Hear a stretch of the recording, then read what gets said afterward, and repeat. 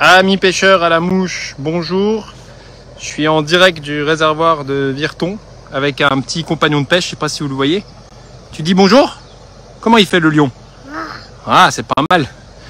Donc monsieur a demandé à aller tester une nouvelle mouche, à savoir un petit kiro en mousse. Voilà, je sais pas si on voit bien là. Attendez, je suis pas très bon en live. Hop, moi je vais retourner la caméra. Bon bref, je vous la montrerai en photo. J'ai fait un petit kiro en mousse. Ah ça y est, je sais retourner la caméra, moi je suis pas bon en live. Voilà, on va faire l'autofocus. Bon, il n'y a pas d'autofocus, c'est pas grave, c'est le live.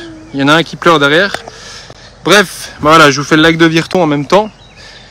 Donc un petit kiro en mousse que j'ai testé sur des truites très difficiles et du coup c'est une mouche excellente. Ça fait longtemps que je voulais explorer en fait les nymphes en mousse avec une flottabilité réduite. Et regardez, une belle en place qui passe là. Hop. Une belle arc-en-ciel en place, voilà. Donc magnifique lac de Virton. Voilà une belle qui arrive là, je sais pas si c'est une fario ou une léopard. Je pense que non, c'est une arc, voilà. Donc ce qui est excellent là, c'est que à 7 h du mat, en fait, les poissons ils sont vraiment de sortie avec les grosses chaleurs. Vous savez bien que tôt le matin, c'est le must. En rivière ou en réservoir, quand il fait chaud, tôt le matin, les poissons ils sont vraiment dehors. Donc c'est un vrai régal, le lac de Virton à cette heure-ci. Vous voyez, il y a la petite rivière qui arrive. Voilà, ici je suis sur une anse. Donc il y a le grand ponton. Voilà, regardez la lumière, comme c'est magnifique. Donc on a une lumière du feu de Dieu. Des poissons partout. Donc c'est vraiment un excellent lac. Voilà, comme ça je vous fais un peu la pub de l'endroit. Hop, gobage, c'est un lac qui gobe très bien. Regardez la belle là. Une belle léopard qui va aller se cacher sous le ponton. Voilà. Et moi j'aime beaucoup ce lac parce que les poissons sont vraiment éduqués. En fait c'est un bon laboratoire pour tester des nymphes compliquées quoi. Et ça ressemble beaucoup à de la rivière parce que vous voyez le milieu en fait. Le milieu est fantastique. Beaucoup d'algues, c'est un lac naturel. Bon, il y a le bébé qui chiale, on va jeter un œil. Eh bébé, qu'est-ce que tu racontes? Attendez, je suis pas bon là. Eh, on fait une vidéo là. Qu'est-ce que tu racontes Mathias? Tu vas aller pêcher? Tu pêches au kiro ou au gamard blanc? Parce que la mouche magique à Virton, c'est le petit gamard blanc. Bon, on va pas embêter bébé plus longtemps, il veut voir des truites, donc je vous refais encore un petit tour. On va essayer de trouver des poissons en poste. Regardez ça, une belle arc là, juste sous la surface. Bon, celle-là, elle a un petit bout de bouche blanche, mais franchement, les poissons sont d'une qualité très bonne en général à Virton. Et puis ce qui sauve le lac là, c'est que il est vraiment froid quoi. On est un petit peu dans les Ardennes belges, c'est un petit peu froid. Donc malgré les grandes chaleurs, c'est au top quoi. Donc regardez, hop, ça nymphe là.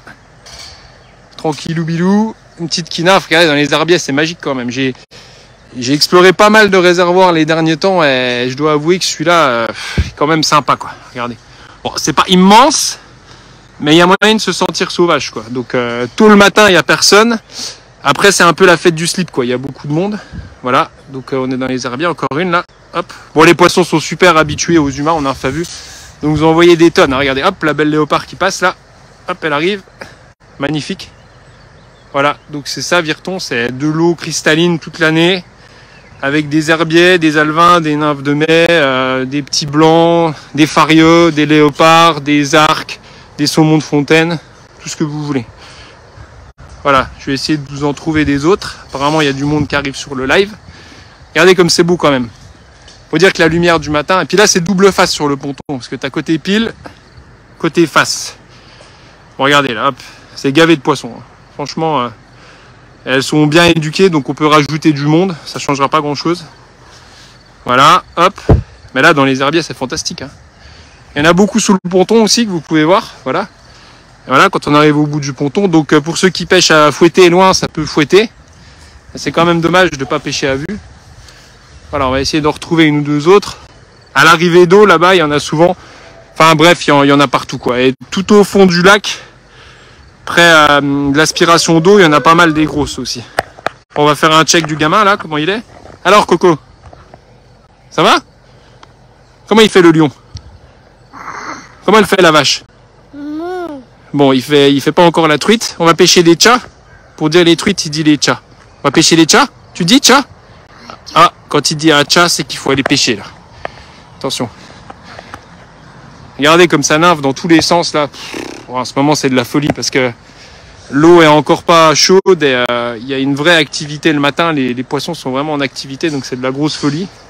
Voilà, moi j'ai des tonnes de photos des poissons de Virton sur Facebook. Je vais plus m'embêter à prendre des photos à part les beaux spécimens. Moi j'aime bien trouver les belles farios là, qui sont bien ensauvagées. Voilà, hop, allez, ça gobe. Alors je suis pas connu pour promouvoir la pêche en sèche, mais pour ceux qui pêchent en sèche, ça gobe sévère hein, à Virton. Regardez, hop, une léopard, une belle arc là avec des joues roses. Hop, ça nymphe, ça bouffe. Elle est magnifique celle-là.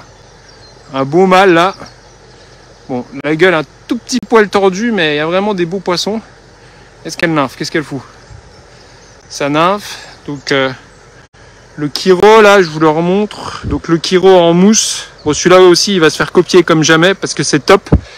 Donc il coule tranquillement. Mais voilà, la mousse se soutient pas. Regarde, il y a une belle Léo qui arrive là, hop. Joli hein. Après, à partir de 10-11 heures, il y a le putain de vent d'est qui se lève là. Depuis 3 semaines, depuis 6 mois, on a un putain de vent d'est et après c'est plié quoi. À 10-11 heures, le vent il se lève, les poissons ils rentrent, c'est la merde, il y a des vaguelettes partout. Alors que de 7 à 10 heures, c'est un régal.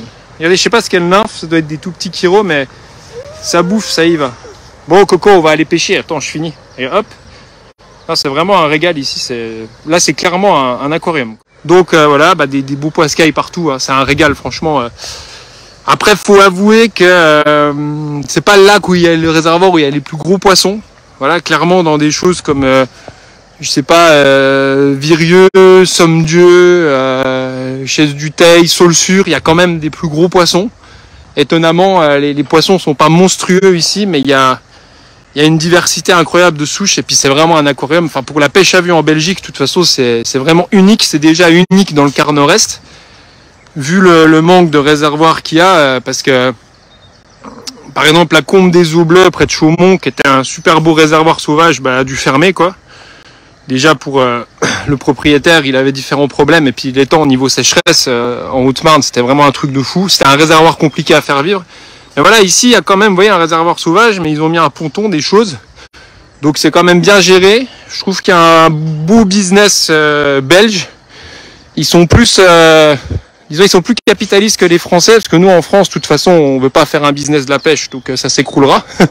C'est pour ça que tout le monde, d'ailleurs, va en Espagne et en Bosnie. Hein. C'est une honte. C'est une honte pour la France. Et les Belges, non, ils mettent du beau poisson, ils en prennent soin. Il y a de la garderie. C'est top, quoi. C'est comme en Allemagne, comme en Autriche, comme en Bosnie. Enfin, quand ça roule, quoi. Je veux dire, quand il y a un modèle économique, il y a pas de raison que ça marche pas. Quand on a un potentiel, un modèle économique. Après, voilà, en France, en France, de toute façon, la plupart des Français vont pêcher à l'étranger. Donc voilà à quel point on en est. La preuve, j'en suis moi-même, voilà, aller des fois à la frontière belge pêcher un réservoir parce que, bof, les réservoirs en France, bof, quoi. Donc, et malheureusement, il y aura de plus en plus de pêcheurs en réservoir vis-à-vis des sécheresses. Regardez comme c'est beau dans les algues, là. Bon, le vrai petit bonus ici, c'est qu'il y a une aire de jeu aussi pour les gosses. Donc, vous voyez, je suis malin. Regardez la grosse au fond, là. Bon, ça, c'est pas un poisson actif, enfin, la grosse. Toute proportion gardée pour Virton, je veux dire. C'est un poisson qui fait 42, c'est déjà joli. Mais la lumière, elle est fantasmagorique. Hein. Tu pourrais rester des heures dans les herbiers, là. C'est un vrai régal. Belle lumière. Ça bouffe, ça nymphe. Il y a des éclosions de mouches de mai. Bon, maintenant, c'est sur la fin. Celle-là, elle nymphe. Hein. Clairement, là, si vous voulez voir une truite qui nymphe en live. Donc, c'est une belle souche de truite, celle-là qu'ils ont, là. Je sais pas si c'est des fines mouchetées ou des kamloops, mais regardez, très, très belle souche. Non, c'est des poissons joueurs, voilà. Après, les Belges pêchent un peu moins à vue que nous, parce qu'ils sont forcés, comme tous les compétiteurs, aux obligations de réservoir, quoi, en fait. Donc, il y a vraiment moyen de s'éclater en pêche à vue. Elles sont dures, mais si vous avez les bonnes petites nymphes qui coulent pas trop vite... Ouais, celle-là, elle est à la cantine. Hein. Toc, toc, toc, ça cherche. Voilà, faudrait que je trouve. Il y a une belle léopard là-bas, mais je crois que vous la voyez pas, parce qu'il y a les reflets. Bon, allez, je vais arrêter le live, parce que le coco, il commence à s'impatienter. Hop, là, ça se barre. Bon, c'est sûr que sur le ponton, elle se barre un peu quand même. Hein. Ouh, beau poisson, là. Ouh, une belle. Allez, c'est bien, je vous ai trouvé une belle. Ça, c'est pas mal, ça, hein, déjà. Je vais lui claquer mon Kiro. Celle-là, elle va y passer. Voilà, alors les petits gamards H16 qui freinent des pattes en descendant, voire même H18. Donc je vous donne un secret, je vais bientôt sortir des H18 en série limitée. Si vous pêchez en réservoir, c'est le massacre quoi. En olive, gris, blanc, caramel. Voilà avec quoi je m'éclate en réservoir. Et puis je vais chercher de plus en plus des petites nymphes de réservoir. C'est un truc qui m'intéresse pas mal. Voilà, mais aujourd'hui, je sais pas si on peut le revoir. Putain, j'arrive pas à avoir un focus. Ah, c'est chiant. Je sais pas comment faire pour vous avoir un focus. Voilà le Kiro en mousse. Non, j'y arrive pas les gars, désolé, je suis pas doué techniquement. Bon, je vous ferai des belles photos, mais c'est un Kiro en mousse en fait, avec un corps en mousse très fin, presque anorexique, avec une microbie devant à 1,2 mm et ça fait toute la différence.